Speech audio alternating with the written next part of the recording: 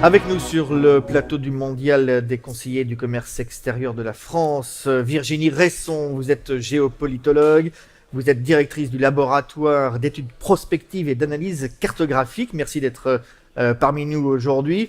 Vous intervenez là auprès des chefs d'entreprise lors de ce Mondial des CCE pour finalement un peu les éclairer sur la complexité du monde dans lequel aujourd'hui les chefs d'entreprise, notamment ceux qui vont à l'international, évoluent. C'est bien ça. C'est quoi les messages que vous souhaitez leur faire passer?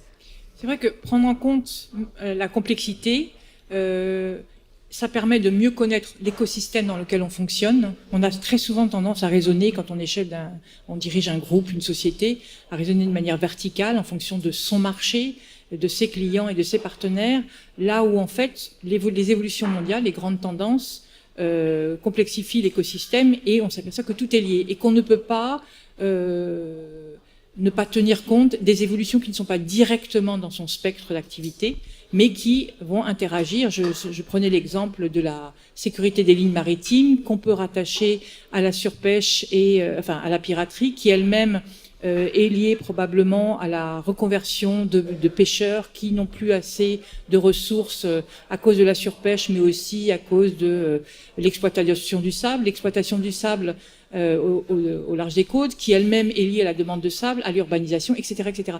Et c'est extrêmement intéressant de voir comment les choses sont reliées, puisque ça nous donne autant de leviers d'action quand on veut évidemment modifier l'écosystème. Mais comment est-ce qu'un chef d'entreprise, seul, avec son business, ses collaborateurs, peut prendre en compte tous ces paramètres qui sont finalement multifactoriels?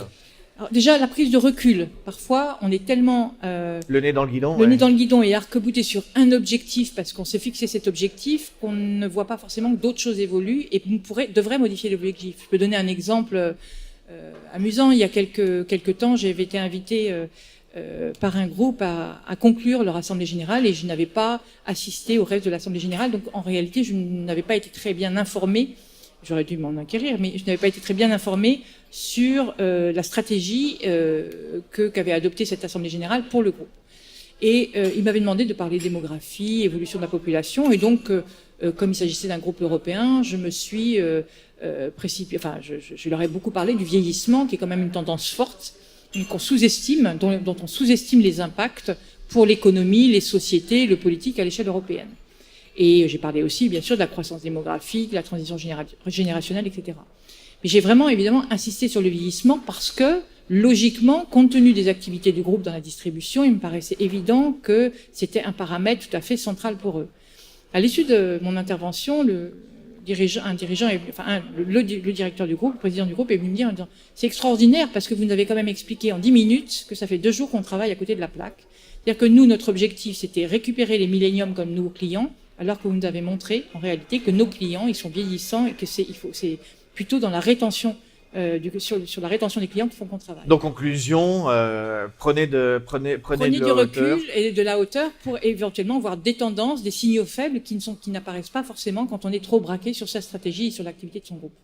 Un autre message clé que vous êtes venu donner aux chefs d'entreprise et à tous les conseillers du commerce extérieur de la France qui sont présents ici, c'est accepter la complexité telle qu'elle est, parce que de toute façon, elle est là et le monde ne sera pas plus simple demain qu'il ne l'est aujourd'hui. Non, on ne peut pas décider de rompre une chaîne d'approvisionnement. Aujourd'hui, les chaînes d'approvisionnement sont mondiales. C'est pas parce qu'on décide à son échelle de se fournir local que ça va modifier le comportement des autres. Donc, c'est intéressant d'agir avec d'autres. Il faut trouver des échelles pour agir. L'échelle européenne, est, de ce point de vue, évidemment, est une opportunité formidable parce qu'elle peut avoir un effet de levier. Et en même temps, il est très important de tenir compte de la façon dont travaillent les Chinois, la façon dont travaillent les Américains, puisque ils nous attendront pas. Donc, il faut à la fois savoir être précis, ferme sur ce qu'on croit être ses valeurs et ses moteurs, et en même temps avoir une capacité d'adaptation. Et le seul moyen, c'est effectivement de prendre en compte tous ces paramètres et cette complexité. Allez, un mot de conclusion.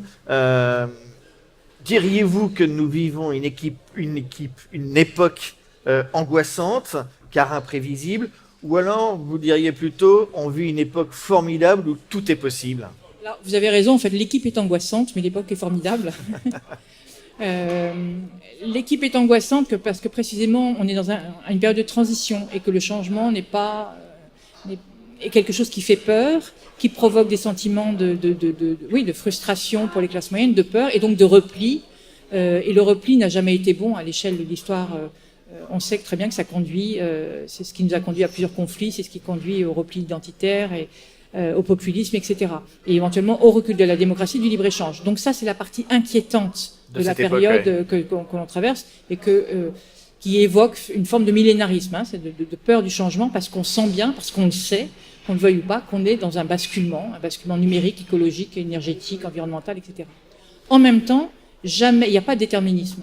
Et face à une difficulté, il y a deux scénarios. Par exemple, face à une pénurie, soit c'est le conflit, soit c'est l'innovation. Et c'est très intéressant de voir qu'aujourd'hui, les pays qui investissent le plus en R&D, par exemple, ce sont les pays dépourvus de ressources.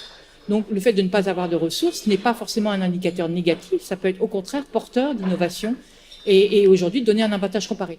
Donc, on est dans une époque formidable parce que jamais, autant qu'aujourd'hui, on a été obligé, conduit à innover pour pouvoir passer et pour pouvoir accompagner cette transition que de toute façon... nous allons subir. Exactement. Merci beaucoup Virginie Resson, géopolitologue et directrice du laboratoire d'études prospectives et d'analyse cartographique. Merci d'être venue discuter avec nous quelques minutes sur le plateau du mondial des conseillers du commerce extérieur de la France. Merci.